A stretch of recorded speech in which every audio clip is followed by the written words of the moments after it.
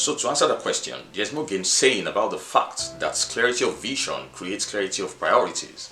When the vision of a man is impaired, even wisdom becomes foolishness to him. That's when you see Jesus offering you himself, saying, "Partake of me, for I am the bread of life." But then you say, "Oh no, I want the agege bread. Can't you see I'm hungry?" By the way, the agege bread is a very fantastic local brand of bread in Lagos, very succulent and invigorating. Those that have tasted of it can attest to the fact that it's very appetizing and mouth-watering. But I put it to you that you will get hungry over 1,000,000 times and again after taking the bread. But the bread of life is that one meal that permanently fills up that undeniable void inside of you. I didn't say it, but Jesus did in John 6:53, where he said, "Except you eat of the flesh of the Son of Man and drink of his blood, you have no life in you. And he that eats of that bread and drinks of his blood, I will raise him on the last day." Again, it's a question of priorities. That's why you see folks in church overtly consumed about the things they want from God. You check out their prayer points and all you can itemize are the wants, the wants, the wants, the wants. Not for once have you considered that God is counting on you over weightier matters. Paul said that I may know him and the power of his resurrection and the fellowship of his suffering, being made conformable unto his death. But some people never want to know the Lord. They just want to get from the Lord. So I once heard from someone that the content of your prayer points determines your spiritual maturity. And I believe there's some truth in that. When it gets to the serious matters, that's when the teaching becomes boring. Of course, the gospel is foolishness to them that perish. 1 Corinthians 1:18.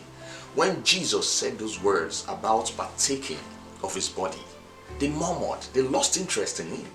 Verse 66 says, from that time, many of his disciples walked away from him, to the point that he even asked the 12, "Will you also go?" So naturally, many that call themselves believers are never interested in the things of God, in the weightier matters, but in the bread. You see, when it comes to the subject of killing self, that Christ may emerge, ideally you should lose followers. Yeah, Jesus did. And do you know that these were the same crop of people running around looking for Rabbi earlier in the same chapter? That should be verse 61. And he told them, "You seek me, not even because you saw the miracles, but because you ate bread and were filled." Bread. Face to face with Jesus and all you want is bread. May God show us mercy. All of us. Now you have those smiles on your faces, probably because you feel embarrassed that they are fully. But we seem to be missing a point here. The bread of that time represents the possessions of today. And in the same way, we all gather in our large numbers, go to worship centers just because we are seeking for bread. Just bread. And then Jesus is telling you today the same thing he told them in that time. Labor not for the meat that perisheth, but for that meat which endures to eternal life. John 6:27a. So should we still gather in our large meetings? Yes, we should. But to what end is our gathering? Maybe we should do an acid test here, where we tear a sheet of paper and write down 10 of our prayer points. And let's see how many of them are self-induced. God is not interested in your attendance as much as he's interested in your intentions. Jeremiah 17:10 says, "I, the Lord, search the heart and test the mind to give to every man according to his ways." You see, the message of Christ being your essence enables you to purify your hearts. James 4:8 says, "Come to God and he will come to you.